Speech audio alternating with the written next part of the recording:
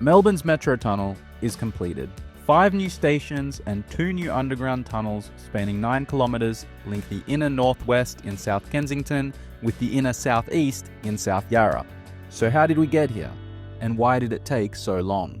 Let's start back in 1971, when construction began on the original City Loop. Before this, Melbourne CBD only had 2 railway stations, Flinders Street and Spencer Street, now Southern Cross. By the time the loop was completed in 1985, Flagstaff, Parliament and Museum, now Melbourne Central, had been added.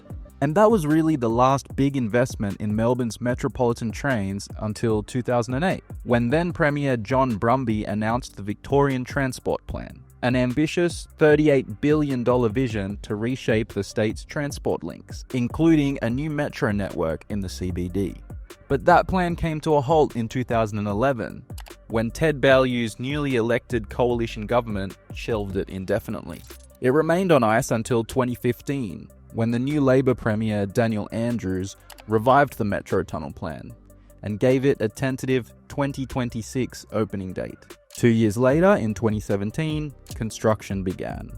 In August 2019, Joan, the first of 4 tunnel boring machines, was launched at the Arden Station site. The machines finished digging their way under the city in 2021. It's been a mammoth effort. 7,000 workers toiled on the project, and construction involved digging out 500,000 tons of rock and soil. Now, it's expected the Metro Tunnel will allow 39,000 more passengers to travel on the train network during peak periods. Victorians suggested and chose the names of the new stations: Arden, Parkville, State Library, Town Hall, and Anzac. State Library is the most complex station ever built under the city. It sits 42 metres underground. That's deeper than the height of Marvel Stadium. And if you think travelling on the escalators at Parliament is a drag, spare a thought for the longest escalators on the network. Those at State Library Station are 12 metres longer.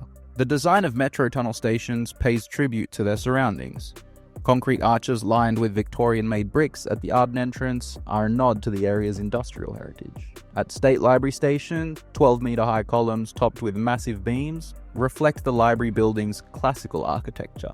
And at Town Hall, the main concourse is a grand entrance hall featuring a roof supported by huge columns shaped like tree branches. Artworks by major Australian artists adorn the 5 stations. But the project has suffered many cost blowouts. In 2020, after contractors threatened to walk off the job, the government and a construction consortium tipped in $1.37 billion. By 2024, the state had paid $166 million for high-capacity signalling and $388 million over pandemic disruptions. It then pledged an extra $837 million so the tunnel could open in time.